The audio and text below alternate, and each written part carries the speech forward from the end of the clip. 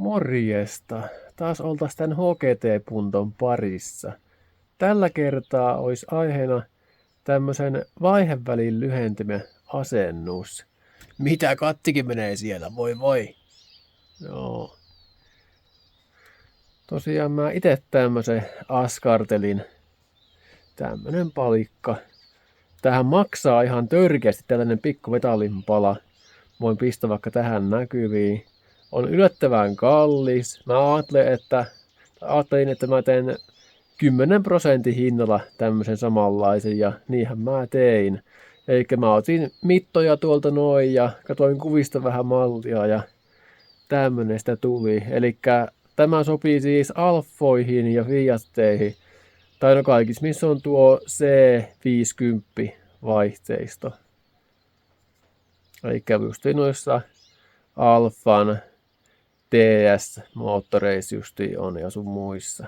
No joo, otetaan tuolta vähän mittoja ja mä kerron lopuksi, että miten mä tän tein ja minkä verran tälle tuli hintaa.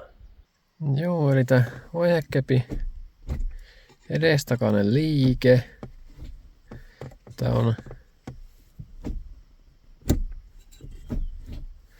on noin semmonen 17,5 senttiä nyt. Joo, eli seuraavaksi laitan tähän se vaihevälin lyhenni, minkä mä itse tein ja katsotaan minkä verran se vaikuttaa. Joo, eli tästä joutuu ottaa akkukoteloa sun muuta pois eestä. Ja nyt pitäisi saada tuo, eikä se tulee siis tähän. Häntä johtoja vielä, mutta tästä nyt näkee, eli se tulee siis tuonne noin tuo palanen.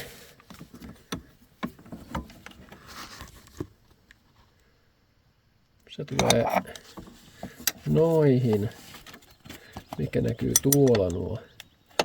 Pultit tulee niitten alle ja tämä kytketään sitten siihen. Eli se on tommonen vähän kaareva palikka. Mutta otetaan nyt tämä täältä eka irti. Eli tykätään tuo tonne alle. 13 lenkkiä vai. Ja sitten vaan väännetään tästä.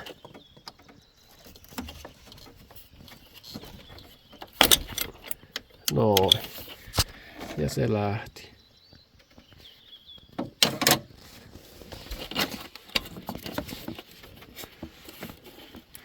Ehkä se nyt on tollanen.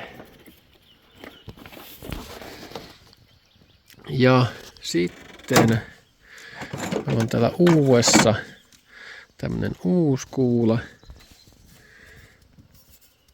mikä tulee sitten ton tilalle tuohon.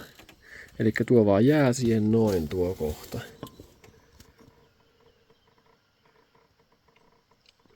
Mut joo, pitäisi seuraavaksi ottaa sitten nuo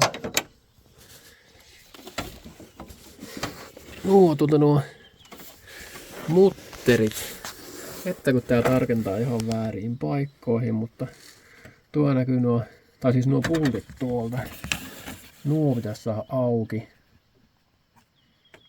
Ja tää meidän uusi palikka tulee niitten alle. No niin, mä sain tän tuolta irti. Eli tää on ilmeisesti joku vastapaino vaan tuolla. Tämmönen kilomöltti. Vähän joutava mun mielestä. Tosi painoa. No kai se on tarpeellinen. Se tosiaan lähti sieltä tuolta noin. Tuolta. Joo, sitten päästäänkin asentamaan tuota meidän palikkaa sinne seuraavaksi. Joo, mä tässä harrastin vähän trial and erroria, eli aika monta testiä sai tehdä, eli tähän tarvittiin 2,5 sentin spacerit, 2 kappaletta ja sitten 5,5 sentin M8 pultit. Ja nämä mä kasasin ihan vaan M10 muttereista. Elikkä siihen tuli 2 tämmöstä normia ja sitten yksi tämmönen lukollinen. Elikkä tollanen paketti vaan. Se on tasan 25 milliä. Vähän teippiä ympärille, niin se on loistava. Yes. Sitten, no mä nyt kerron miten mä tän tein ja missä tää on tehty ja sun muuta seuraavaksi. No niin, ja tässä näkyy, että mistä mä tän tein tän palikan. Elikkä toi tämmöstä ihan 5 millin lattaraavasta vaan mitä sattuu löytymään. Niin ihan tommosesta vaan ei maksanut mitään. No, tästä ne joutuu maksaa tästä kuulasta. Elikkä tää on tämmönen kulmanivel, mistä mä ton kuulan otin. Tää on M8 kuulanivel. Tässä näkyy tämmönen ihan eheä. Tää on just oikein kokoinen. 13 millin tuo kuula tuolla sisällä. Tämä oli joku 5 € piltamassa, et ei oo kallis. Ja no, mä sen tuosta rälläköin ton palikan. Se jäikin tommonen pala sitten.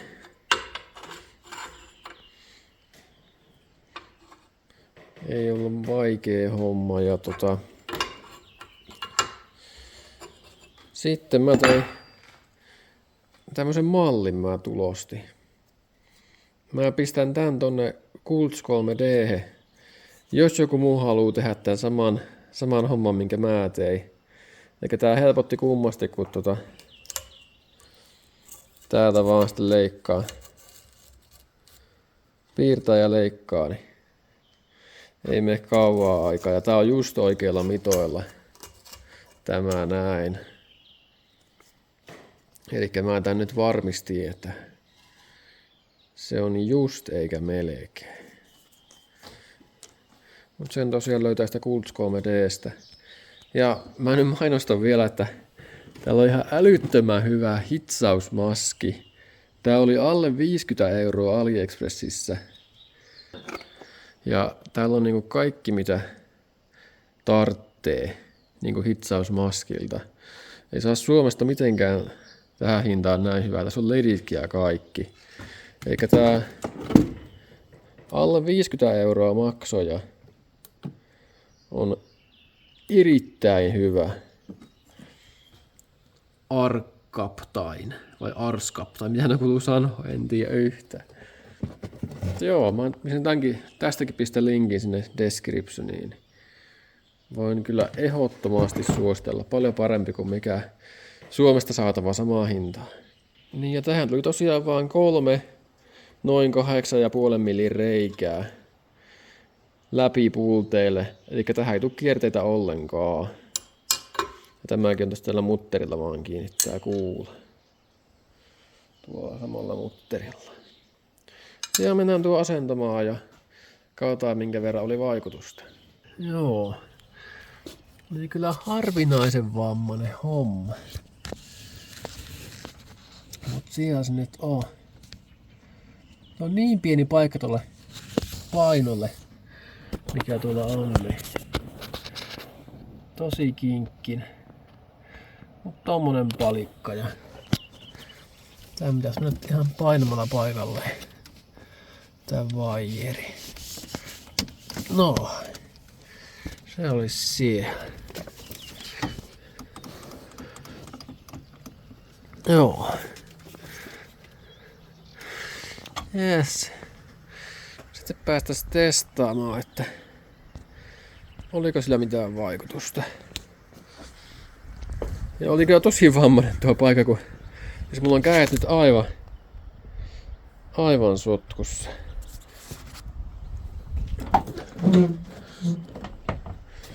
Mennään nyt katsomaan, että oliko tosta mitään hyötyä.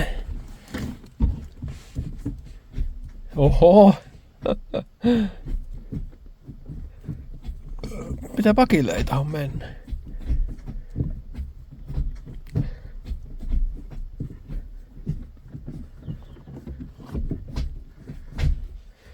Pakille menee jotenkin vähän huonosti.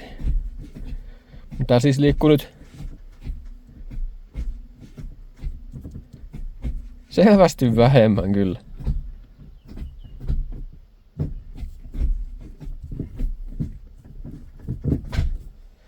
No pakin pitää vähän niinku laittaa voimalla näköjään.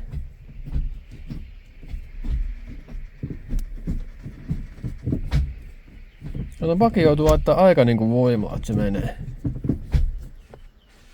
Mut muetta mä oon ihan aivan eri tuntunen. Katsotaan miltä se näyttää.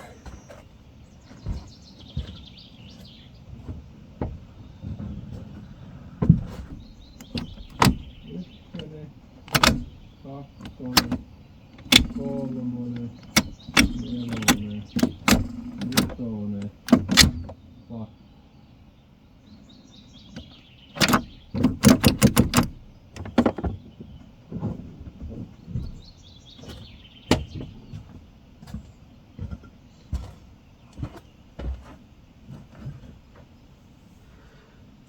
hyvältä vaikuttaisi.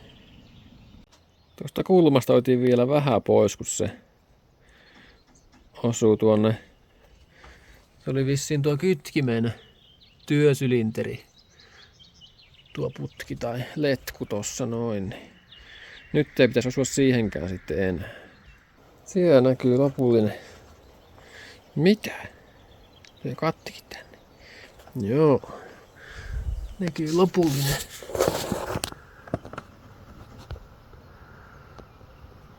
Tää on asennus sitten. Tuollainen. Nyt se ei osu enää mihinkään. Että on kyllä hyvä. No niin, se mittaustoimenpide, eli tämä on täällä nyt kohdillaan. Aivan järkyttävä ero. Täällä oli niinku 17,5 senttiä.